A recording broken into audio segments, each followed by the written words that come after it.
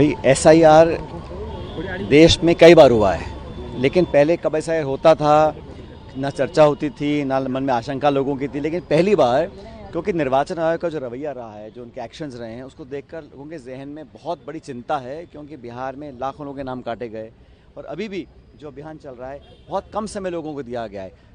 करोड़ों लोगों की वेरिफिकेशन करना, अपलोड करना। अभी इतने सारे राज्यों में बीएलओज कोई आत्महत्या कर रहा है, कोई कंप्लेन कर रहा है, इतना तनाव और प्रेशर उनके ऊपर डाला जा रहा है। तो ये संकेत है कि कुछ ना कुछ गड़बड़ी होने जा रही है।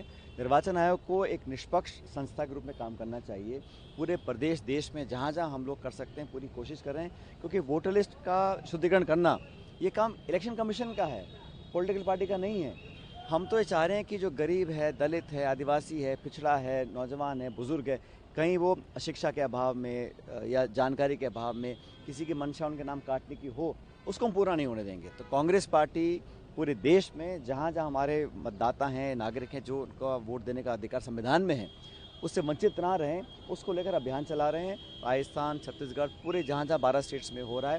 लेकिन देखने में आया है कि एक मकान में 100, 150, 200 नाम हैं, डुप्लीकेट नाम हैं। जो जिंदा है उनको मरा दिखाया गया है। जो सब प्रमाण के साथ राहुल जी ने कई बार ये प्रेस को भी दिखाया, देश को दिखाया है कि वोट चोरी हुई है, वोटर लिस्ट में गड़बड़ी हो रही है और इलेक्शन कमीशन के जो एक्शंस हैं वो संदिग्ध हैं। तो ये मेरा आग्रह है कि इलेक्शन कमीशन को एक्शन लेना चाहिए, निष्पक्षता से काम करना चाहिए और विचारधारा, दबाव, सरकार, नेता के प्रेशर में काम करेंगे तो ये जनता और कांग्रेस पार्टी को स्वीकार्य नहीं होगा।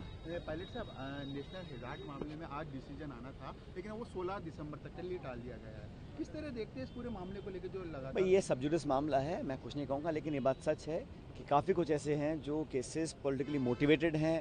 कांग्रेस पार्टी के नेताओं की छवि को, उनके स्टैचर को मतलब बेवजह धूमिल करने की कोशिश की जा रही है और अब से सालों से हो रहा है। कि न्यायालय में हमको पूरा भरोसा है और न्याय होगा। हम लोग ने जो कुछ कहना हम वकालत में कहेंगे, लेकिन ये पॉलिटिकली मोटिवेटेड चार्जेस हैं, ईडी के, सीबीआई के, इनकम टैक्स के, प्रॉपर्टीज़ के। ये बहुत सालों से बीजेपी कोशिश कर रही है, लेकिन जनता इसका करारा जवाब एक देगी। लास्ट सवाल है, कर्नाटक में जिस प्रकार की पिछले दिनों खबरें आ रही थी, आज सब कुछ साफ हो गया। दोनों जो प्रमुख नेता है, सिद्धरामैया जी, डीके शिवकुमार, वो ये दोनों मैं साफ पहले से कहता आया हूँ, मुख्यमंत्री हैं, प्रदेश अध्यक्ष हैं, मिलकर वो सरकार उन्होंने बनाई है, मिलकर सरकार चला रहे हैं और मिलकर ही सरकार रिपीट करवाएंगे। सर